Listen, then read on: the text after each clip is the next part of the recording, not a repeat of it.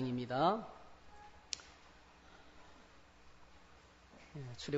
출애굽기 20장 7절 함께 읽으시겠습니다. 너는 내 하나님 여호와의 이름을 망령되게 부르지 말라. 여호와는 그의 이름을 망령되게 부르는 자를 죄 없다 하지 아니하리라. 아멘. 오늘 이 말씀을 가지고 출애굽기 우리 10계명 제3계명인 하나님의 이름을 망령되이 부르지 말라, 이 주제를 가지고 거룩하신 하나님의 이름, 이런 제목으로 함께 말씀을 나누겠습니다. 기도하겠습니다. 하나님 고맙습니다. 이 무더운 여름철에 이 시원한 예배당에 나와서 서로 교제하고 축복하고 찬송하고 기도하고 이제는 주의 말씀을 나눕니다. 하나님 말씀을 저희들이 묵상하고 말씀을 되새김질하고 말씀을 들을 때에 거룩하신 성령께서 우리 가운데 역사하여 주셔서 우리의 심령이 새로워지게 해주시기 원합니다. 우리의 삶이 말씀 붙들고 살아가는 열매가 가득한 인생이 되도록 축복해 주시기를 원합니다. 이 시간에 우리 모두가 다 예수 그리스도 안에서 말씀 앞에 겸손하게 무릎을 꿇고 주님 말씀에 집중하며 경청하며 영광 돌리는 이 시간 되게 해 주시옵소서. 예수님의 이름으로 기도하옵나이다. 아멘. 10계명은 1계명, 2계명, 3계명에서부터 10계명까지 있습니다. 근데 중요한 순서가 앞에 있을수록 중요합니다. 이 계명이 중요한 것부터 차례대로 하나씩 나가는 거죠. 그래서 1계명, 우리의 정체성을 밝히는, 우리의 존재의 정의를 내리는 계명이고, 2계명은 우리가 지난주에 생각했던 우상숭배. 어떤 형상도 만들지 말라. 하나님은 눈에 보이는 것으로 오시는 분이 아니고 눈에 보이지 않는 영이시고 오늘도 우리에게 말씀으로 다가오시는 분이십니다. 할렐루야. 그래서 어떤 형상도 뭔가를 보려고 시도하지 말라는 거죠. 대신에 들으려고, 하나님의 음성을 들으려고 귀 기울여 노력하라는 것입니다. 하나님 그렇게 우리에게 말씀으로 다가오시는 분이신 것을 생각했습니다. 오늘은 이제 거룩하신 하나님의 이름, 하나님의 이름을 망령되이 부르지 말라 했는데 이 말씀을 함께 좀 나누도록 하겠습니다. 하나님의 이름이라는 말에서 성경 속에서 두 말씀이 동시에 떠오릅니다. 하나는 로마서 10장에 있는 말씀입니다. 내가 만일 내 입으로 예수를 주로 시인하며 또 하나님께서 그를 죽은 자 가운데서 살리신 것을 내 마음에 믿으면 구원을 받으리라. 사람이 마음으로 믿어 이에 이르고 입으로 시인하여 구원에 이르느니라. 우리가 예수 믿고 구원받기 위해서 예수 믿고 구원받는데 이것이 간단한 것처럼 보이지만 실제로는요, 로마서 10장 9절과 10절에 중요한 과정이 있는 거죠. 이게 보면 입으로 예수를 시인하고 입술로 주님을 시인하고, 여러분 예수님이 여러분 주인이신 것을 시인하십니까? 근데 많은 분들이 시인하면서 아이고 나는 뭐 예수님도 좋지만 돈 없어는 못 살아. 그러면 이미 끝난 거예요. 네. 건강이 최고야. 그럼 또 끝난 거예요. 예수님께서 어느덧 저 멀리 밀려가 버리는 겁니다. 우리 인생에 정말 주는, 없어서는 안 될 주는 예수 그리스도입니다. 돈과 건강과 명예와 이런 것들은 없어도 행복할 수 있어요. 우리가 생각하면 그게 절대적인 요소가 아닙니다. 사실은요. 병들어서 고통 가운데 있으면서도 행복한 사람 봤나요, 여러분? 예. 직장에서 추방당해서 완전히 밑바닥에서 오갈 데도 없는데 행복하더라고요. 그래서 이렇게 이야기했어요, 저에게. 저에게를 거쳐가신 분이신데 눈을 뜨면 지옥이고 자다가도 벌떡벌떡 일나고 심장이 멎을 것 같고 정말 고통스러운데 이 양육훈련을 통해서 양육훈련 세계 속에 들어와가지고 주님을 만나면서 목사님 눈을 뜨면 지옥인데 내 생활은 천국입니다 그러더라고요. 할렐루야. 예수를 주로 시인하고 그리고 뭐죠? 예수님의 십자가와 부활을 마음속에 믿으면 구원을 받는다.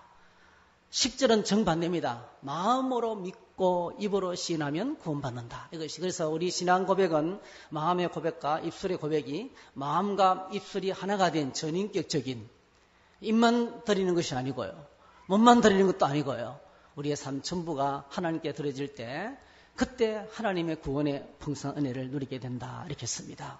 자, 11절 성경에 이르되 누구든지 그를 믿는 자는 부끄러움을 당하지 아니하리라 하니 유대인이나 헬라인이나 차별이 없음이라. 한 분이신 주께서 모든 사람의 주가 되사 그를 부르는 모든 사람에게 부요하시도다. 누구든지 주의 이름을 부르는 자는 구원을 받으리라. 할렐루야. 누구든지 예수 그리스도 이름을 부르면 구원받는다는 거예요.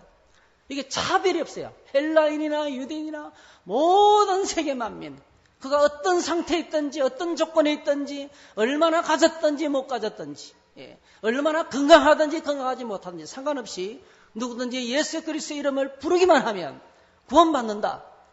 이게 이제 하나님의 은혜로 구원받는 진리를 깨달은 사도 바울이 감격해서 부르는 찬양이에요. 근데 이제 우리 예수님께서 이 말씀을 딱 들으면 두 가지, 주님의 이름을 부르는 자마다 구원을 받는다. 예수님께서 정반대 말씀을 하셨어요. 마태복음 7장 21절 23절 같이 읽습니다. 시작. 나더러 주여 주여 하는 자마다 다 천국에 들어갈 것이 아니요 다만 하늘에 계신 네 아버지의 뜻대로 행하는 자라야 들어가리라. 그날에 많은 사람이 나더러 이르되 주여 주여 우리가 주의 이름으로 선지자 노릇하며 주의 이름으로 귀신을 쫓아내며 주의 이름으로 많은 권능을 행하지 아니하였나이까 하리니 그때 내가 그들에게 밝히 말하되 내가 너희를 도무지 알지 못하니 불법을 행하는 자들아 내게서 떠나가라 하리라 했어요. 여러분 로마서 10장 13절에서는 누구든지 주의 이름을 부르는 자들은 구원을 받으리라 그렇게 했어요. 근데 예수님께서 정면으로 말씀하셨어요. 주님의 이름을 부른다고 다 구원받는 게 아니다. 주여 주여 한다고 구원받는 게 아니라는 거예요. 네? 그래서 오늘 저와 여러분들이 이 두 말씀을 읽으면서 어떻게 성경에 이렇게 정반대되는 말씀이 있을까? 한쪽에서는 사도 바울은 누구든지 예수님의 이름을 부르기만 하면 구원받는다. 이거는 사도 바울의 말이 아닙니다. 이사야서의 말씀을 옮겨온 거예요. 이사야서의 예언을 옮겨서 사도 바울이 인용한 겁니다. 여러분, 누구든지 주의 이름을 부르는 자는 구원을 받는다. 그런데 여러분, 오늘 이 예수님께서 아주 심각하게 주여 주여 하는 자마다 다 천국에 들어가는 것이 아니다는 거예요. 구원받는 게 아니라는 거예요. 이 두 문제 어떻게 해석해야 될까요? 이거는 충돌이 아니고요. 서로 보완이 되어야 됩니다. 그래서 이 문제를 해결되는 이 문제를 해결하는 것이 바로 오늘 우리가 읽은 이 삼계명입니다. 왜 주님의 이름을 불러도 어떤 사람들이 구원을 받지 못하는가? 그들이 주님의 이름으로 선지자 노릇하고 요즘 뭐라면 강대상에서 말씀을 전하고 귀신을 쫓아내고 엄청난 권능을 행했는데요. 증거가 확실해요. 누가 뭐라 그래도 그런 하나님의 사람처럼 보여요. 그런데 여러분, 예수님께서 그들 모른다 그랬어요. 불법자다라고 했어요. 불법. 그 불법이 뭐겠습니까? 가장 정확하게 말씀드리면 10계명의 3계명을 어겼다는 거예요. 예수님의 하나님의 이름을 지 맘대로 사용했다는 거예요. 허가도 받지 않고 사용했다는 거예요. 합당하지 않게 사용했다는 거예요. 하나님의 이름을, 주님의 이름을 자기의 방식대로, 자기 방법대로, 주님이 원하시지 않는 방법대로 사용했다는 거예요. 그들은 바로 주님의 이름을 자신들을 위해서 오용했던 사람들이기 때문에 그렇습니다. 그래서 이 두 구절 사이에 충돌을 왜 이런 말씀 연결짓는 아주 중요한 말씀이 우리가 읽었던 세 번째 계명입니다. 자, 세 번째 계명, 우리나라 개정개혁판에서는 그의 이름을 망령되게 부르지 말라. 그의 여호와의 이름을 망령되게 부르지 말라. 이렇게 말했어요. 근데 NIV 성경에서는 아주 정확하게 해석했습니다. shall not misuse. 오용하지 말라. 잘못 사용하지 말라. 그러니까 망령되게 부르다 하는 이 말을 좀 굉장히 해석이 어려운 말씀이에요. 굉장히 어렵게 해석을 했습니다. 근데 영어 성경에는 아주 쉽게 말씀입니다. shall not misuse. 잘못 쓰지 말라는 겁니다. 그리고 메시지 성경에서는 no using in curses or silly banter. 이거는 뭡니까? 하나님의 이름을 저주하는 데 쓰거나 쓸데없이 농담하는 데 쓰거나. 여러분, 미국에서요 제일 심한 욕이 뭔지 아세요? God, 지저스입니다. 오 마이 갓. 이거 뭔지 아세요? 오 마이 갓. 오 마이 갓이 막 하나님 은혜 감사해서 하는 게 아니에요. 이럴 수가 있단 말인가 하는. 가장 힘들고 안 좋은 말을 쓰는데 God 하고 지저스를 씁니다. 지저스. 야, 하나님의 이름을 셀리벤트하게, 하나님의 이름을 저주하는 데 서는 대표적인 경우죠. 그래서 메시지 성경은 참 번역을 잘했어요. 하나님 너희 하나님의 이름을 저주하거나 실없이 농담하는 데 사용하지 말라. 그의 이름을 경건하지 못한 일에 사용하는 것을 참지 않을 것이다. 이렇게 쉽게 해석했습니다. 그래서 마태복음 7장에 나오는 주님의 이름을 불렀던 사람들 어떤 사람들입니까? 이렇게 오용했던 사람들, 하나님의 이름을 잘못 사용했던 사람들을 여기서 지적을 하고 있는 것입니다. 여러분, 이름이 무엇입니까? 우리는 이름부터 생각해야 되겠어요. 이름이 무엇입니까? 우리는 다 이름을 갖고 있습니다. 그죠? 여러분, 각자가 이름의 뜻이 다 있죠? 부모님이 우리의 이름을 지을 때 아기가 태어나면 제일 고심하는 것이 이름. 요즘 출생신고 기간이 있죠? 2달간인가요? 출생신고, 아기가 태어나면 그 안에 했던 출생신고를 해야 됩니다. 빨리 해야 또 병원도 가고 이러니까요. 그죠? 그러니까 지혜로운 사람 미리 이름을 지어 놓습니다. 남자가 태어날 경우에 무슨 이름, 여성이 태어날 경우에 나와봐야 하니까. 그래서 이름을 미리 지어 놓고, 요즘은 뭐 뱃속에 있을 때부터 이름을 또 지어요. 태명이라 그래요. 뱃속에 있을 때부터. 저도 어릴 적에는 이름이 성옥이었어요. 성옥이. 여자 이름이었어요. 성옥이. 할머니가 얼마나 성옥이를 부르며 다녔던지 아직도 우리 동네 친구들은 저보고 영곤이는 안 그래요. 성옥이 왔나 이래요. 이름. 근데 이제 뭐 어디서 학렬 따라 짓다 보니까 용용자의 따곤자, 정말 무서운 이름을 지었습니다. 용용자의 따곤자, 땅에 있는 용. 정말 무섭습니다. 근데 여러분, 아마 이렇게 생각했을 거예요. 너가 이 땅에서 용이 되라. 그런 큰 비전과 그 꿈을 가지고 이름을 지었을 거예요. 이름은요, 우리의 전 존재입니다. 사실은 이름은 우리의 전 존재입니다. 인류의 조상 아담은 이름을 잘 짓는 장명가였어요. 최초의 장명가가 아담입니다. 여러분, 창세기 2장 20절에 보니까 아담이 모든 가축과 공중의 새와 들의 모든 짐승에게 이름을 주니라. 아담이 돕는 배필이 없으므로. 아담이 어떤 이름을 지었습니까? 만나는 모든, 그 앞을 지나가는 모든 짐승들의 이름을 다 지었어요. 이 이름을 지으려면 거기에 대해서 파악하지 못하면 이름을 못 짓습니다. 여자가 태어날 건데 남자 이름을 지으면 안 되잖아요. 그렇죠? 평범하게 살기를 원하는데 왕의 이름을 지으면 안 되잖아요. 어쨌든 간에. 어떤 아프리카 선교사 한 분이 선교를 갔는데 어떻게 하면 이 부족들과 좀 친해질 수 있을까 이렇게 고민하다가 그럼 이 부족들이 사용하는 이름을 써야 되겠다 이러면서 아기가 태어났는데 그 부족들이 쓰는 이름을 썼어요. 예를 들면 곰 4마리 이런 식으로, 곰 4마리 뭐 이런 식으로. 근데 이 아이를 이름을 짓고 이제 동네에 반포를 하니까요, 추장이 찾아와가 동네를 떠나래요. 당신은 도둑놈이라는 거예요. 우리의 이름을 훔쳐갔다는 거예요. 이름은 그냥 주어지는 것이 아니고 사건을 통해서 주어지는 것인데 그냥 아무것도 하지 않고 이름을 훔쳐갔다는 거예요. 왜냐하면 그들에게는 그 이름이 전 재산이었습니다. 자기들의 가장 소중하게 지난 재산이 이름이었는데 이 선교사는 아무것도 하지 않고 자기 이름을 훔쳐갔기 때문에 추방을 당했다는 거예요.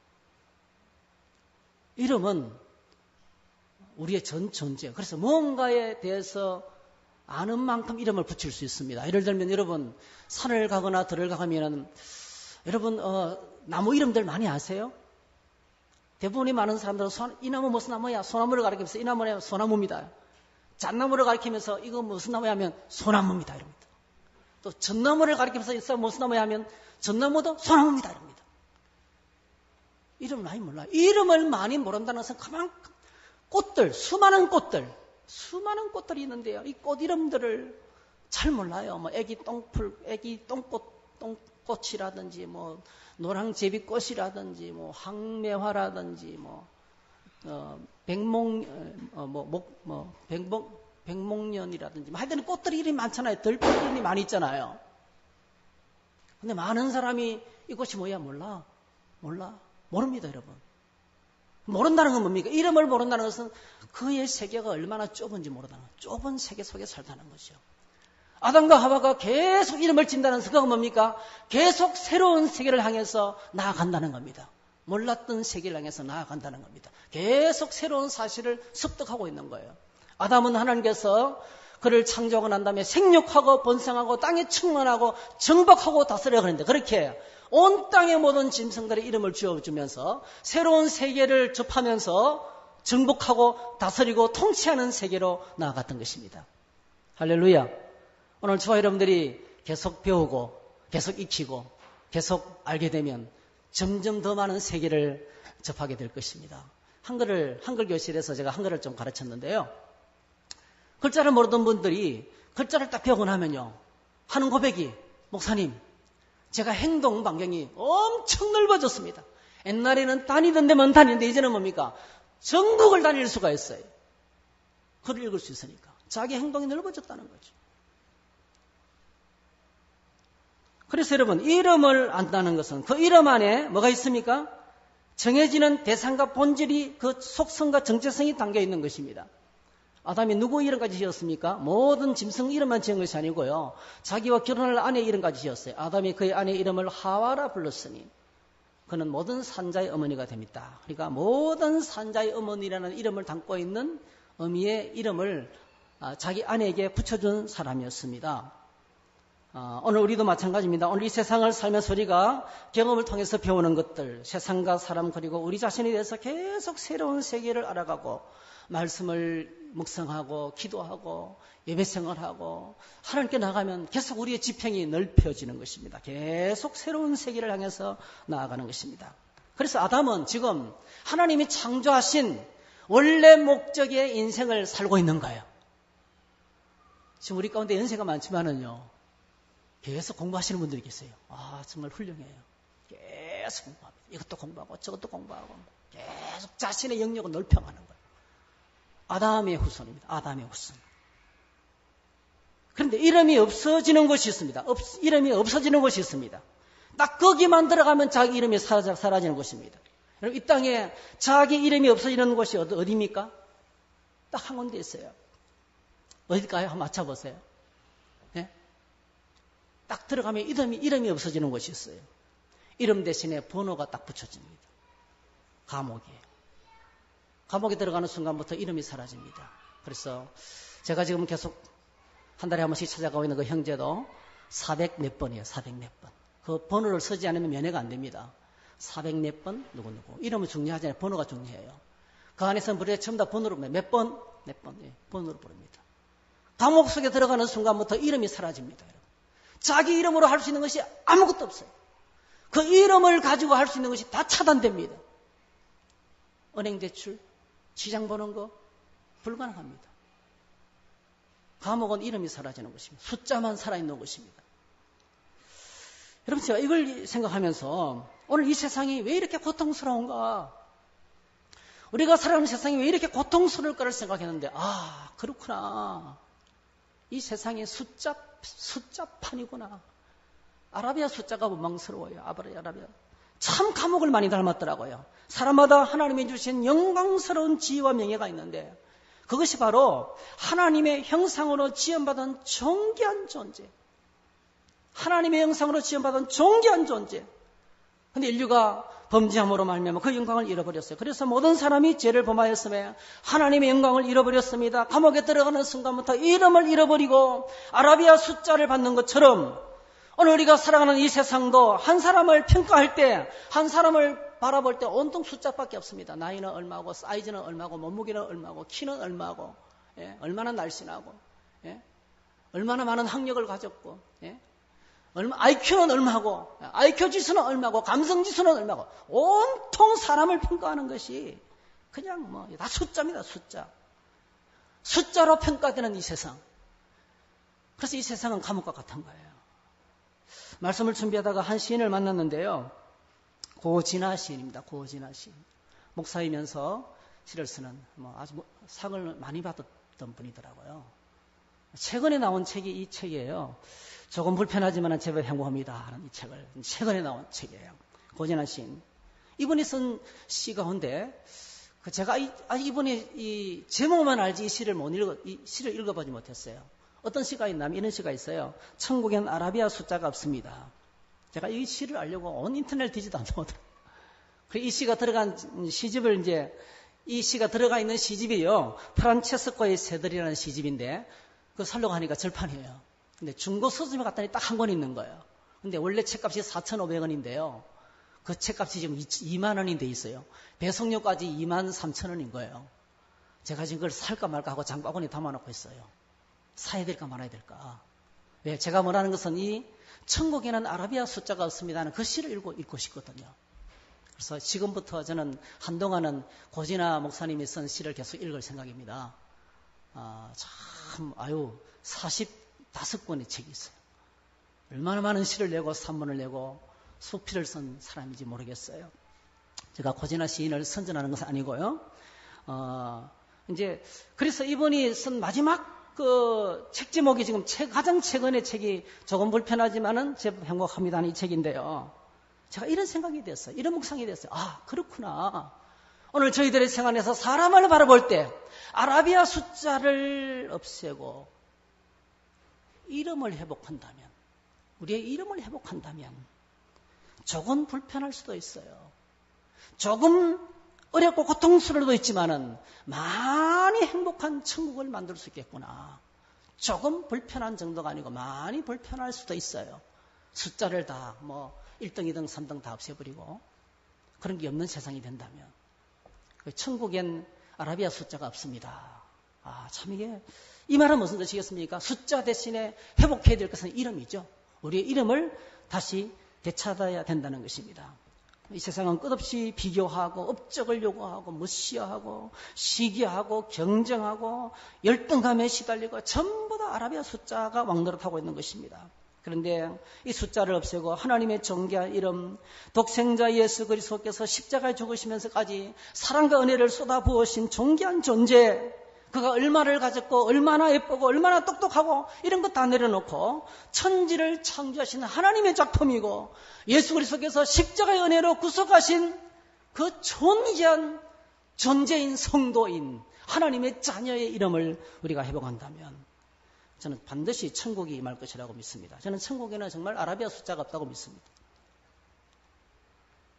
이름, 이렇게 중요합니다. 여러분, 그러면 하나님의 이름은 어떤 것일까요? 성경을 펼치면 누구든지 제일 먼저 하나님의 이름을 만나게 됩니다.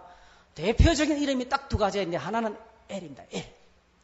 엘이라는 뜻은 강한 자라는 뜻입니다. 하나님의 이름이 가장 큰 대표적인 이름이 엘. 첫 번째 엘입니다. 엘은 강하다 이 뜻입니다. 엘로힘.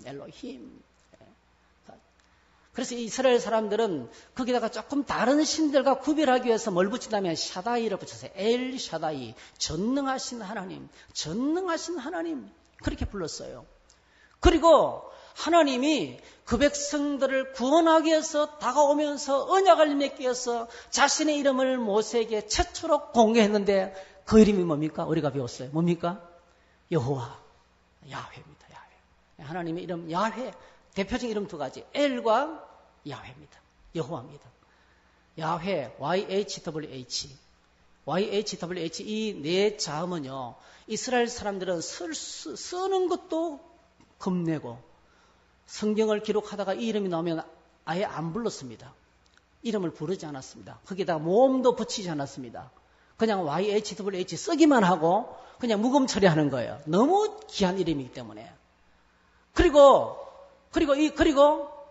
붓을 다시 빨고 종이를 다시 준비해가 이름을 쓰고요. 그냥 지나갔어요. 그래도 불러야 되잖아요. 하나님 이름을. 할 수 없이 어떻게 부르냐면 이름을 그렇게 써놓고 아도나이 이렇게 불렀어요. 아도나이. 아도나이란 말은 주여 이 뜻입니다. 주. 이 아도나이의 모음하고 YHWH 야훼의 자음이 만나서 만들어진 단어가 여호와입니다. 여호와. 그리고 여호와라는 말은 정확하게 수많은 신학자들이 여호와는 야훼에서 야훼의 자음과 아도나이의 모음이 만나서 만들어진 합성어다. 이렇게 만장일치로 성경 신학자들이 동의를 하고 있습니다. 하나님의 이름을 우리가 성경에서 만납니다. 그런데 여러분, 출애굽기 3장을 보면 하나님께서 모세에게 자신의 이름을 밝히는 이유가 있습니다. 하나님께서 모세에게 자신의 이름을 밝혔는데 왜 밝히셨을까요? 제일 간단한 질문은 모세가 하나님의 이름이 뭐냐고 물었기 때문입니다. 그렇죠? 근데 전체적인 맥락을 보면 하나님 당신의 이름이 무엇입니까? 이렇게 물었어요. 사실은요. 물어서 밝혔는데요. 그런데 다가오면서 이미 하나님께서 자신의 이름을 밝히면서 다가오시는 거예요. 모세에게 자신의 이름을 밝히면서 이렇게 다가옵니다.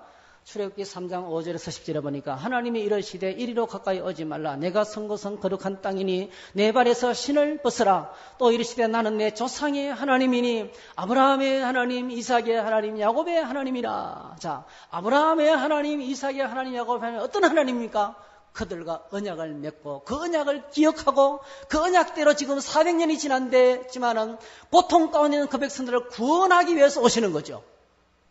구원하기 위해서 오시는 겁니다. 자, 이 하나님의 구원 사역을 위해서 하나님께서 모세를 부르시는데 왜 부르십니까? 같이 동력하시려고요. 어떻게 해요? 이스라엘 백성을 구원해내는 그 일에 함께 일을 하기 위해서 하나님과 동력할 사람을 부르시면서 자신의 이름을 밝히셨습니다. 그래서 오늘 본문에 우리가 하나님의 이름을 함부로 부르지 말라 했는데요. 우리가 이 하나님의 이름을 함부로 부르지 말라는 이 말씀을 이해하기 위해서는 꼭 기억하셔야 돼요. 하나님의 이름을 우리에게 주신 이유가 뭔지를 먼저 알아야 되는 거예요. 왜 주셨는가? 왜 주셨는가? 여러분, 왜 하나님께서 우리에게 오늘 저와 여러분에게 하나님 자신을 알리시고 하나님을 알도록 하셨을까요? 여러분 축복합니다. 우리 모두는 하나님을 알기를 축복합니다. 하나님의 이름을 알고 그분의 이름을 부르는 자가 되기를 축복합니다. 아무나 그분의 이름을 부를 수가 없어요. 근데 왜 이름을 부르게 하셨고 우리에게 나타나셔서 자신을 밝히시고 내가 야훼와 하나님이다 이렇게 말씀하셨는가이죠. 이유는 딱 한 가지입니다. 우리가 사명을 감당하기 위해서 하나님과 함께 일하는 동력자가 되기 위해서 이 사명을 감당하면서 이렇게 이제 우리에게 자신의 이름을 계시하신 것입니다. 그래서 오늘 우리가 이 3계명 말씀에서 이 사실을 잊지 말아야 됩니다. 하나님은 자신의 이름을 모세에게 계시하면서 하나님의 일에 동력하실 것을 말씀하시면서 우리 이걸 사명이라고 말씀합니다. 사명을 주시면서 이름을 주셨어요. 사명을 주시면서 자신의 이름을 우리에게 주셨습니다. 어떻게 하나님의 사명을 감당할 수 있을까요? 당연히 첫 번째 그분을 만나야 되죠. 제일 먼저 하나님을 먼저 만나야 됩니다. 모세가 하나님을 만나기 전까지는 하나님을 위해서 일하기로 얼마나 자신을 내던진지 몰라요. 젊은 나이에 40이 되는 나이에 그 백성을 구원해 보겠다고 몸을 던졌어요. 그렇죠? 그런데 꿈이 사라지고 정적이 되어서 도망다니는 나이가 80이 되어서 아무 소망이 없는 양이나 치는 오늘은 이곳을 내일 저곳을 한번 양을 몰고 나면 2달 동안 돌아다니는 사막을 돌아다니는 정말 극한 직업을 선택해서 소망 없이 살아가는 말을 잊어버릴 정도로 아무도 그와 또 이야기할 사람이 없는 그런 초라한 인생을 살고 있었습니다. 그런데 하나님께서 그를 찾아오셨어요. 할렐루야. 여러분 꼭 기억하시기 바랍니다. 내가 하나님을 만나는 것이 아니라 하나님 나를 찾아오시는 겁니다. 하나님 나를 찾아오시는 것입니다. 하나님 모세를 찾아오셨어요. 우리가 주님을 지금 알고 있다면 주님 은혜 감사하시기를 축복합니다. 그분이 나를 찾아내셨어요. 나를 찾아내시고 나를 만나게 하셨습니다. 그리고 하나님을 경험해야 됩니다. 하나님과 계속 교제 가운데 있어야 됩니다. 그러면서 나오는 것이 신앙 고백이에요. 신앙 고백은 그분과 같이 살면서 나오는 것입니다. 이스라엘 백성님들이 출애굽하면서 광야를 행진하면서 하나님 어떻게 경험하게 되었습니까? 하나님을 경험하면서 그때마다 하나님의 이름을 새롭게 불렀습니다. 불기둥과 구름기둥을 만나면서 그리고 홍해를 건너면서 하늘 만나를 먹으면서 그들은 하나님께서 그들과 함께 동행하시는 분이신 것을 믿었습니다. 그리고 독이 들어있는 마라의 쓴물을 마실 수 없는 독물을 만났을 때 그 물을 치료하시는 하나님을 보면서 그들이 뭐라고 불렀어요? 여호와는 라파이시다. 여호와 라파. 하나님은 치료하는 하나님이시다. 할렐루야. 그러니까 하나님의 이름이 언제 나오느냐 하면은 마실 수 없는 물을 만나지 않으면 안 나오는 거예요. 목은 타들어가고 죽을 것만 같은데 물이라고 먹으려고 딱 보니까 이게 짐승들이 뭐를 잘못됐는지 하여튼 독이 들어가서 아무도 먹을 수 없는 물을 만난 거예요. 그때 하나님께서 뭐 하나 집어 던지니까 물이 갑자기 단물이 되었어요. 쓴물이 변화해서 단물이 되었습니다. 그 하나님을 바라보면서 하나님은 치료하는 하나님이시다. 여호와 라파의 하나님이시다. 여러분 여호와 라파의 하나님을 만나시기를 축복합니다. 우리가 질병에 걸리고 고통을 당하고 힘든 일을 만들 때 하나님 오늘도 치료하시는 분이십니다. 잔인한 아말렉과의 전투에서 하나님께서 여호와 니시 그들과 전쟁에서 승리하고 난 다음에 그냥 깃대만 들고 있었는데 모세가 손을 들고 깃대를 들고 있기만 하면 이겼어요. 그래서 여호와 니시의 하나님을 그들이 노래했습니다. 그리고 성경을 보게 되면 이런 고백들이 가득 차 있어요. 여호와 이래 하나님의 산에서 친히 준비하리라. 아브라함이 경험했던 하나님이죠. 산꼭대기에 올라가는데 하나님이 직접 준비하신다. 여호와 이래 하나님. 또 뭐 여호와 샬롬은 뭡니까? 평화 없이 고통 가운데 지내다가 하나님이 그에게 평안을 주시는 그 평안을 경험하고 난 다음에 여호와 샬롬.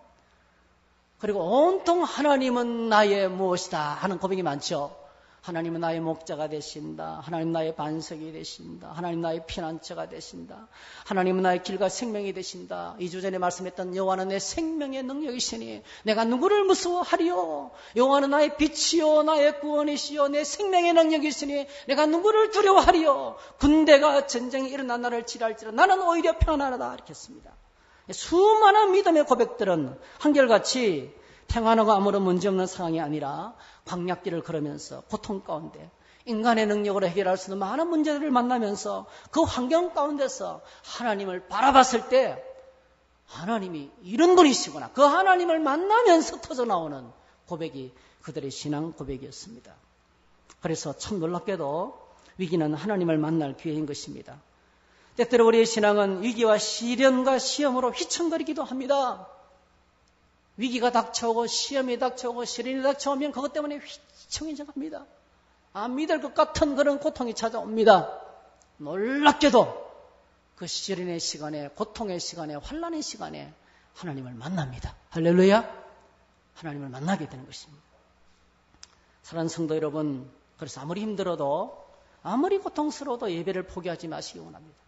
아무리 어려운 상을 만나도 말씀과 기도와 예배의 보좌를 떠나지 마시기 바랍니다. 끝까지 하나님 붙들고 사시기를 축복합니다. 그래야만 주님을 만날 수 있어요. 그래야만 하나님의 이름을 다시 경험하게 되는 것입니다. 그래서 우리에게 이 어렵고 힘든 상황 속에서 하나님을 경험하게 될 때 그 일을 통해서 하나님의 위대한 사명을 감당하게 되는 것입니다. 사명을 주신 목적이 바로 여기 있습니다. 이름을 주신 목적이 바로 여기 있습니다. 그러므로 여러분, 우리가 하나님의 이름을 오용한다 하는 것은 하나님을 우리에게 이름을 주신 목적 외에 사용하는 것들이 다 뭐죠? 잘못된 것이죠. 오늘 저희들이 한 가지 이 말씀을 소극적인 것, 부정적인 것을 생각하기 전에 아주 적극적인 진리를 찾아야 되는데요. 참 놀라운 사실은 하나님 우리 모두에게, 하나님 백성들에게 자신의 이름을 주셨다는 것입니다. 한번 따라 하실까요? 하나님은 당신의 이름을 나에게 주셨습니다. 이게 3계명에서 받을 수 있는 큰 도전입니다. 큰 도전. 출애굽기 10장 7절에 보니까 너는 내 하나님 여호와 이름을 망령되게 부르지 말라. 이 말은 뭡니까? 하나님의 이름을 바로 사용할 수 있는, 하나님의 이름을 사용할 수 있는 특권을 주셨다는 거예요. 주셨기 때문에 잘못 서지 말라는 거죠. 하나님의 이름을 부를 수 있는 사람은 바로 하나님과 언약을 맺은 그 백성들에게 주신 것입니다. 이것이 참 큰 복입니다. 얼마나 큰 복입니까? 누구든지 주님의 이름을 부르기만 하면 구원을 받습니다. 주님의 이름을 부르는 행위가 어떤 것일까요? 신약 성경의 이 단순한 한 절 말씀은요, 솔로몬이 하나님의 이름을 두시려고 건축한 예루살렘 성전을 봉헌하면서 엄청나게 길게 오랫동안 기도했어요. 여러분, 우리 한번 성경을 한번 찾아볼까요? 열왕기상 8장을 한번 펴보세요. 열왕기상 8장. 다 같이 한번 펴보십시다. 성경을 딱 보시면 왕상, 빨간색은 신약이고요. 검은색의 그 색이 있는데 왕상을 펴보세요. 열왕기상 8장. 솔로몬이 성전을 봉헌하고 있습니다.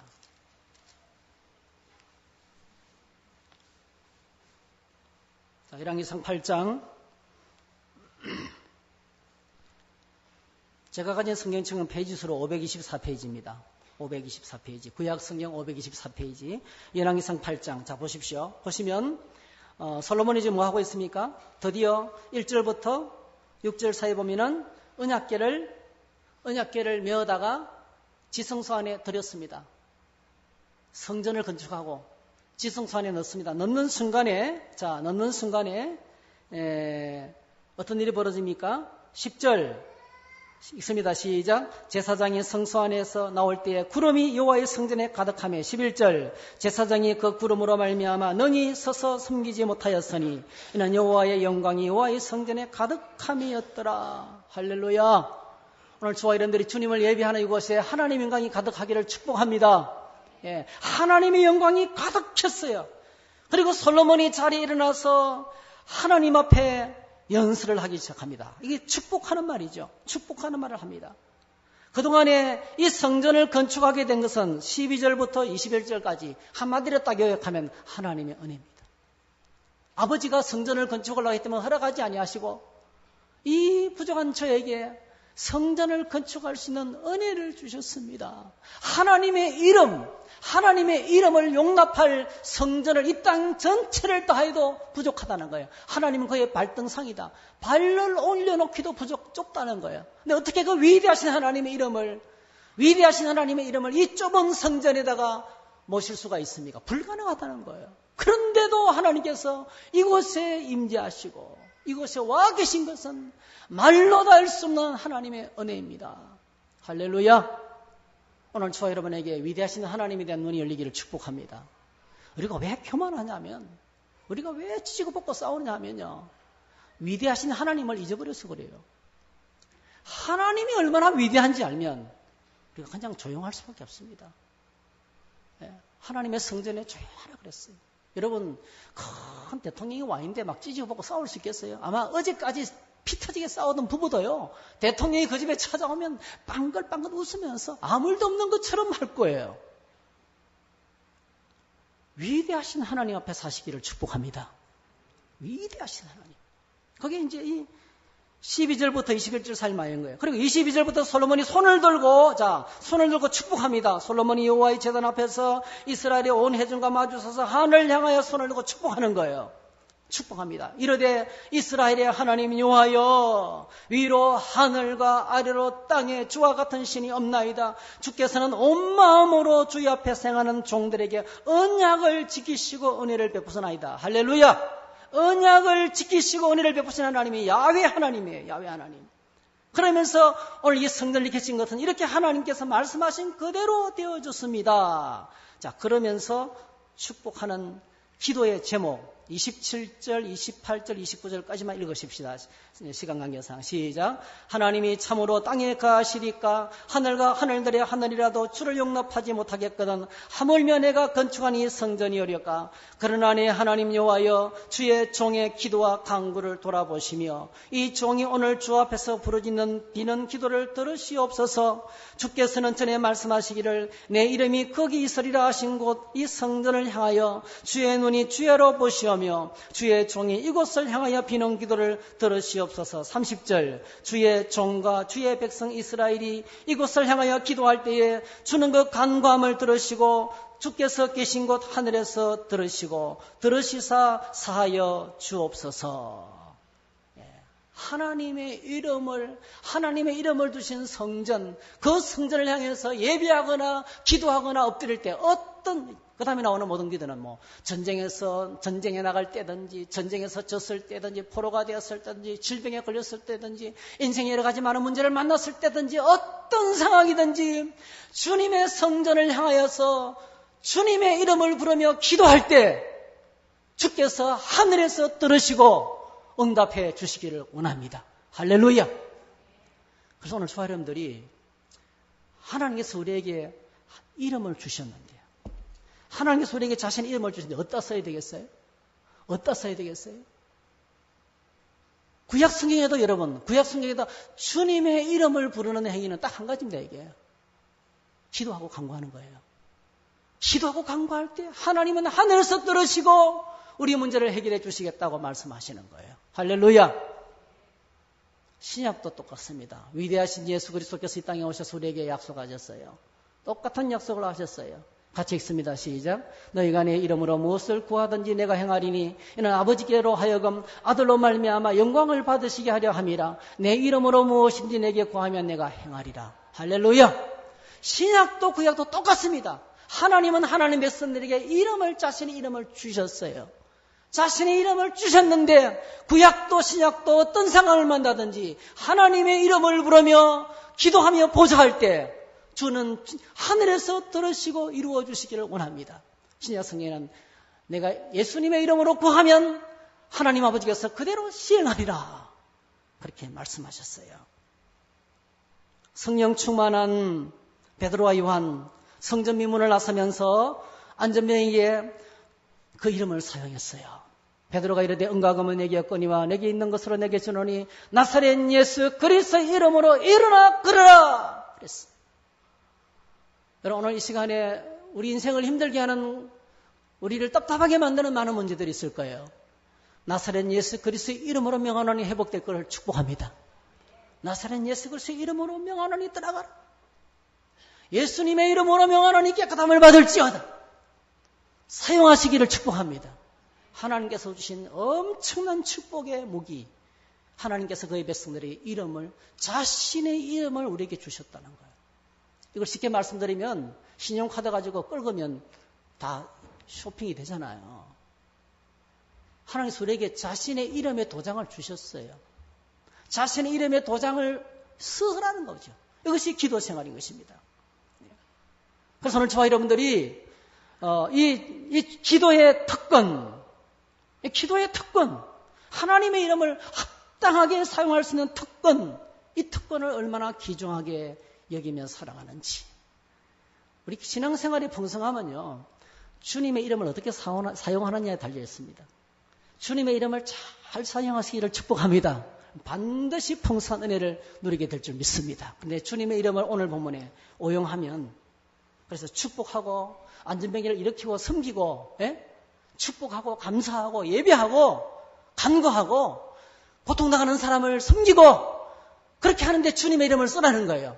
조지 물러라는 사람은 가난한 시골계, 자기도 겨우 먹고 살아가는 가난한 시골계 목사였어요. 겨우 먹고 살아가는 목사였어요. 그런데 여러분 약 2,700, 약 3,000명의 고아들을, 전쟁 고아들을 어릴 때부터 고등학생까지 그가 혼자서 성인이 될 때까지 다 키웠어요. 그 키우면서 주님의 이름으로 엎드려 무릎을 꿇었어요. 그게 원만만 응답하는 기도가 뭐냐면요, 그들을 먹였던 끼니 숫자더라고요. 매 끼니마다 주님 이들에게, 주님 나에게 복을 주세요. 그럼 내가 그 복으로 이들을 섬기겠습니다. 할렐루야. 주님 내게 물질을 주십시오. 그럼 내가 그 물질로 고통당하는 사람을 섬기겠습니다. 반드시 하나님께서 물질을 주실 줄 믿습니다. 하나님 나도 떵떵거리며 살고 싶어요. 안 줍니다, 여러분. 그거 주면 독이 되는 거예요. 떵떵거리면서 얼마나 많은 사람의 마음을 상하겠어요. 자기 이름을 드러내면서 얼마나 많은 사람의 상처를 주겠어요. 성경은 그래요. 하나님 복을 주십시오. 그럼 내가 이 가난한 자들을 섬기겠습니다. 그때 주님의 이름을 사용하라고 말씀하고 있는 것입니다. 그런데 기억해야 됩니다. 하나님의 이름을 오늘 본문에 오용하지 말라는, 어떤 것이 오용하는 것일까요? 간단하게 요약해드리겠습니다. 첫 번째로는 하나님을 부인하는 것입니다. 가장 큰 것이 하나님의 이름을 부인하는 것입니다. 하나님을 부인한다는 것은 하나님의 존재를 부인하는 것이고, 이는 하나님의 이름을 부인하는 것과 똑같은 거예요. 시험에 빠지면 믿는 사람들도 그렇게 말합니다. 하나님이 정말 계시기나 하는 것일까? 하나님이 계신다면 어떻게 이런 참담한 일들이 내 인생에 일어날 수 있단 말인가? 어떻게 저 악한 사람들이 내 삶을 파괴하고 짓밟을 수 있단 말인가? 하나님 계신다면 엄청나게 많은 사람이 오늘도 시험에 들고 있어요. 엄청나게 많은 사람이 인생의 시련을 만나서 어려운 일을 만나면서 하나님 상처 준 적이 없는데 자기 혼자 하나님께 상처받고 있어요. 하나님 어떻게 이럴 수가 있단 말입니까? 믿는다고 하면서도 하나님을 부인합니다. 여러분, 누군가가 그렇게 말할 수 있어요. 박영권이 그해 아무것도 아니야. 헛개비. 예? 제가 얼마 전에 어디 선기로 갔더니 우리 장하도 목사님하고 아주 친한 친구인 구세군 교회 목사님을 만났어요. 우리에게 너무 잘 알고 계시더라고요.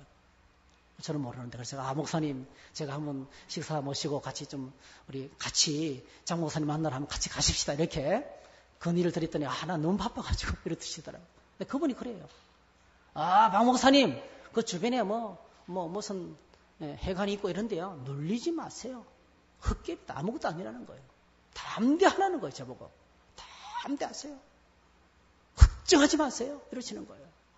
여러분, 누군가 저에게 대해서 있잖아요. 박모사 걔 아무것도 아니야. 그 순 헛개비야. 고함하면 확 찌르면 훅 들어가. 자, 그런 말을 했을 때요. 제가 기분이 어떨까요? 예? 어떨까요? 물론 저는 그런 소리 들으면 이렇게 제가 대생질을 합니다. 그래야 나는 아무것도 아닌 것을, 내가 아무것도 아닌 것을 이제 알았어. 인생이 원래 빈손으로 왔다가 빈손으로 돌아가는 허무한 존재고, 나도 예외가 아니지.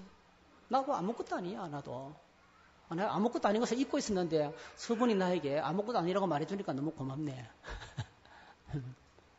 그런데 나만 아니고 모든 인생이 다 그래. 인생은요, 믿을 게 하나도 없습니다, 여러분. 사람은 절대로 믿을 수만한 존재가 아닙니다.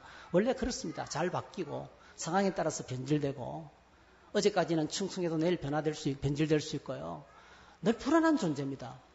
절대로 박 목사 믿을 존재가 못 돼요.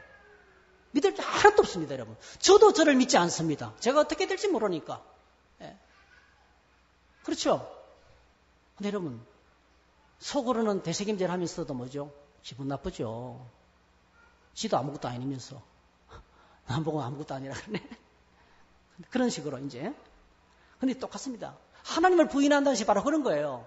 하나님의 존재, 하나님이 엄연히 살아계신데 불구하고 아무것도 아니야. 없는 것처럼 행동하는 것. 그분의 이름을 무시하는 것이죠. 그래서 로마서 1장에 보니까 이런 자를 향해서 하나님의 진노가 불의로 진리를 막는 모든 사람의 경건하지 않은가 불의에 대해 하늘로부터 나타난다. 이렇게 말했어요. 하나님의 무서운 진노가 하나님의 존재를 부인하는 자들 향해서 반드시 나타난다. 그렇게 말씀했습니다. 두 번째로 하나님의 이름을 함부로 오용하는 것은요. 두 번째로 책임을 전가하는 것입니다. 책임을 전가하는 것. 여러분, 인류의 조상 아담과 하와가 마귀의 말을 듣고 하나님을 불신하고 교만하여 불순종함으로 범죄하게 되었습니다. 그때 하나님께서 찾아오셨습니다. 참 놀랍죠. 여러분 기억하시기 바랍니다. 하나님께서 왜 아담과 하와를 찾아오셨을까요? 우리는 사람이 죄를 지으면 경찰이 찾아오죠. 괜히 지나가는데 경찰이 부르면 괜히 내가 뭐 잘못했나 싶어서 기분 나빠요. 근데 얼마 전에도 지나가는데 좀 저를 부르더라고요, 경찰이. 그래서 왜 부르시냐 했더니 좀 태워달라 그러더라고요. 태워주면서 기분 나빠요. 얼마나 가슴이 덜컥 내려앉는지. 근데 이제는 좀 달라졌어요. 제가 자주 이제 지구대 가잖아요. 지구대에 30명에서 40명 이상의 경찰들이 로테이션 하면서 계속 근무하거든요. 가면 항상 10명에서 12명이 앉아 있어요. 계속 가서 섬기니까 이제는 다 알아요. 다 합니다. 저희 경찰들 다 합니다. 그래서 이제 어디 갔다 오시냐고 고생이 많으시다고. 여러분, 경찰이 사람을 찾을 때는요, 죄인을 찾습니다. 죄를 지으면요, 찾습니다. 중국이 얼마나 보안이 대단하냐면요, 5만 명이 모였어요. 어떤 사람이 죄를 지은 사람이 5만 명이 모인 자리에 5만 명이 모인 연회장에서, 공연장에서 자기를 못 찾아낼 것을 했어요. 그런데 여러분, 얼굴 인식 시스템이 돌아가니까요, 5만이 찾아내는 거예요. 전체 모든 사람이 얼굴을 다 인식하는 거예요, 카메라가. 5만이 딱 찾아내는 거예요. 무섭습니다. 이게 이제 지금 시진핑 주석이, 독재를 하기 위해서 돌리는 모든 거리에 지난주 수요일 우리 들었잖아요. 이따만한 카메라, 얼굴 인식 카메라를 다 설치해놓고 모든 사람의 동선을 다 파악하는 거예요. 무슨 말을 하면 것까지 다 듣고 있는 거예요. 무섭죠. 무섭잖아요. 경찰이 범죄한 사람을 찾는 이유는 딱 한 가지입니다, 여러분. 잡아서 정죄하고 감옥에 넘기기 위해서입니다. 그런데 하나님께서 범죄한 인류를 찾아오셨어요. 찾아오신 목적이 뭡니까, 여러분? 정죄하고 심판하고 형벌을 선언하고 지옥에 떨어뜨리기 위해서 온 것이 아니고요. 여러분 놀랍게도 창세기에 하나님을 보게 되면 그가 찾아올 때 그의 죄를 영원히 가릴 가죽옷을 들고 왔어요. 할렐루야. 하나님 우리를 회복시키기 위해서, 죄와 사탄의 종을에서 자유케 하기 위해서 우리를 찾아오시는 거예요. 여러분 매주일마다 예배자리에 나올 때 꼭 기억하시기 바랍니다. 여러분이 나오는 것처럼 보이지만 하나님이 여러분을 찾아오시는 거예요. 할렐루야. 우리를 찾아오셔서 가죽옷을 들고 오시는 거예요. 우리의 죄를 영원히 가려버릴, 우리를 회복시킬 그 하나님께서 우리에게 찾아오시는 것입니다. 자, 그런데 이 아담과 하와가, 아담이 아담이 하는 변명을 들어보세요. 아담이 이르되 하나님이 주셔서 가로 열고 하나님 누가 달랬어요? 누가 그 여자 달랬어요? 내 동의도 구하지 않고 말이지 잠을 재워놓고 괜히 만들어가지고 줘놓고 말이지. 예? 하나님이 주셔서 이 모든 불행의 씨앗은 하나님이라는 거예요. 하나님 당신 때문에 내가 이렇게 어렵게 됐다는 겁니다, 여러분. 나와 함께 하신 그 그가 그 여자를 하나님이 주셨잖아요. 하나님이 가로 열고 가로 닫고 그 나무 열매 세상에 에덴 동산의 열매가 가득한데 그 중에 한 나무를 지적해가지고 말이지. 저 기퉁이에 보이지 않는 나무를 지적하면 왜 하필 눈에 잘 띄는 한가운데 있는 그 나무를 지적했다는 거죠. 그 나무 하나님이 지적해놓고 먹지 말라는 법을 왜 세워놨다는 거예요. 가로 열고 가로 닫고 조용하게 내가 먹었나이다. 제일 작은 소리 내가 먹었나이다. 모든 책임이 다 하나님입니다. 하나님 때문에. 모든 책임이 너 때문이에요. 책임 전가. 여러분 오늘날 수많은 신자들이 은혜와 사랑은 금방 잊어버립니다. 잘 되면 자기 탓, 못 되면 하나님 원망. 모든 책임을 하나님께 전가합니다. 하나님 때문에 내가 이렇게 불행하게 되었습니다. 그러나 모든 불행의 원인은 뭡니까? 딱 한 가지입니다. 한번 따라하실까요? 내가 잘못했습니다. 네. 그게 어려운 거예요. 내가 잘못했습니다. 세 번째로는 자기 합리화입니다. 음주나 흡연을 하면서 괜찮아. 예수님도 물론 포도주를 마셨잖아. 시커 먹어도 돼. 네, 그런 거죠. 예를 들면 자신의 잘못된 행위를 성경 구절을 인용해가지고 합리화시키는 거예요. 그건 성경의 전체적인 부분을 무시하는 겁니다. 전체적인 맥락을 무시하는 거죠. 자기의 잘못된 행위를 성경 구절을 인용해가지고 합리화하는 거죠. 그건 자기를 숨기기 위한 겁니다. 네 번째로는 자기 이익을 위해서 하나님의 이름을 인용할 때가 많습니다. 가장 대표적인 것이 예수님 당시에 고로반이라는 단어입니다. 고로반. 부모님께 용돈을 드려야 되는데 어려운 사람을 도와줘야 되는데 이거 고로반. 이거 어려운 사람 도와줄 수 없다는 거예요. 왜? 하나님께 드리기로 했다는 거예요. 끝나는 거예요. 그래놓고 하나님께도 안 드려요. 자기가 챙기는 거예요. 고로반. 하나님의 이름을 도용해가지고 자기 욕심을 채우는 것. 오늘날 엄청나게 많은 사람들이 교회 안에서 자신의 이익을 위해서 활동합니다. 예. 자신의 어떤 특별한 이익을 위해서 활동하는 모든 것들. 궁극적인 목적은 내가 짤 때야 헌금을 많이 하고, 내가 짤 때야 봉사를 많이 하고, 내가 사업이 잘 때야 하나님을 섬길 게 아니냐. 그런 이름으로 그렇게 하는 분도 계셔요, 사실은요. 그러나 실제로는 자기 목적을 이루기 위해서 뭔가를 하고 있어요. 하나님의 이름을 남용하는 아주 대표적인 경우입니다. 다섯 번째로는 서원해놓고 안 지키는 것입니다. 서원해놓고 안 지키는 것. 급할 때 하나님이 이렇게 해주시면 이렇게 해주시겠습니다. 하겠습니다. 약속해놓고 안 지키는 것입니다. 기타 등등 어떤 것이 있습니까? 하나님의 이름을 아무 의미 없이 습관적으로 부를 때가 많습니다. 하나님의 이름을 아무 의미 없이 습관적으로 부르는. 여러분 제가 지하철 4호선을 타고 성신신학대학원을 다녔는데요. 지하철 4호선을 타고 그때 막 완전히 아침 출근 시간에요. 푸시맨이 있었어요. 갈비뼈가 다 부서질 정도로. 정말 막 팍팍하게 들어온. 그래서 4호선을 타고 강남역에 내리면 그것도 갈아타가지고 중간에서 갈아타가지고 하여튼 강남역에 내리면 거기서 또 버스를 타고 용인까지 들어가. 가는데 3시간, 오는데 3시간, 하루에 6시간. 사람이 감당이 안 되더라고요. 얼마나 몸 피곤한지 몰라요. 집에 가면 아이들이 있어가지고 밤에 잠도 못 자고 숙제도 해야 되지. 교회 사역도 써야지. 이게 내 체력이 감당이 안 되는 거예요. 제가요. 하나님 자리 하나 있었으면 참 좋겠습니다. 근데 마침 자리가 났어요. 제가요. 주여 감사합니다. 속을 이러면서 옮기려고 하는 사이에 옆에 있던 아줌마가요. 가방을 집에 던져버리더라고요. 그리고 탁 앉으면서 자기도 모르게 나오는 소리가 탁 있어요. 주여 감사합니다. 이러더라고요. 나는 그때 주님이 얼마나 미웠던지 몰라요. 주변을 돌아보니까요. 온통 나이 드신 분들, 막 파김치가 된 분들 다 있는데요. 그 새파란 젊은 아줌마가 가방을 집어 던져. 그리고 앉으면서 주여 감사합니다. 막 얼굴이 얼마나 화끈거리는지. 왜 그때 주님의 이름을 불러요. 예를 들면 그런 거죠. 습관적으로 아무 의미 없이 사도신경 고백하고 아무 생각 없이 이 주님의 이름을 부르는 것들, 이런 것들이 우리 생활에 많이 있습니다. 또 하나님을 시험하는 것들, 하나님이 정말 계신다면 하나님 내가 이렇게 11조 하겠습니다, 드리겠습니다, 복 주세요, 거래하는 것들, 다 하나님을 시험하는 것들이죠. 이런 것들 전부 다 하나님의 이름을 오용하는 것입니다. 사랑하는 성도 여러분, 오늘 우리 제3계명을 함께 공부했습니다. 참 중요합니다. 제가 설교를 못했어도 참 중요합니다. 꼭 기억하시면 좋겠어요. 두 가지입니다. 부정적인 것들을 잊어버리시기 바랍니다. 이렇게 이거 너무 신경을 칠 필요가 없어요. 하나님의 이름의 오용, 이거 신경 쓸 필요가 없어요. 정말 중요한 것은 주님이 내게 자신의 이름을 주셨는데 왜 주셨나 물으셔야 돼요.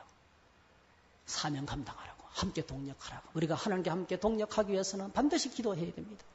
주님이 내가 주님의 이름을 부르며 기도하고 내가 예배에 감격하고 내가 기도 생활 회복되고 할렐루야 말씀으로 심령이 뜨거워지고 주님과 함께 동력하는 사람은 하나님의 이름을 오용할 수가 없어요.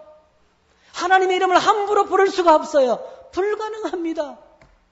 사랑하는 아내와 가족들과 너무나 사랑하며 행복하게 살아가고 있는데 왜 딴 데 눈을 돌려요? 내 가정 안에서 기쁨이 흘러넘치는데 왜 바람을 피워요? 근데 어떨 때 옵니까? 가정생활이 회의가 느껴지고 갑자기 싫어지고 미워지고 때려치고 싶다 이런 생각이 들면 그래 남들이 다 하는 여자친구를 한번 사귀어볼까? 이런 생각이 드는 거예요. 왜 잘못된 길을 걷습니까 여러분? 하나님의 이름을 붙들고 사시기를 축복합니다. 주님 이름 붙들고 사명 감당하기 위해서 기도하고 부르짖고 나가면 반드시 하나님의 이름을 영화롭게 하고 우리가 행복한 생애가 되고 주님 안에서 풍성한 은혜를 누리게 될 줄 믿습니다. 할렐루야. 자리에 일어나셔서 함께 찬양하겠습니다.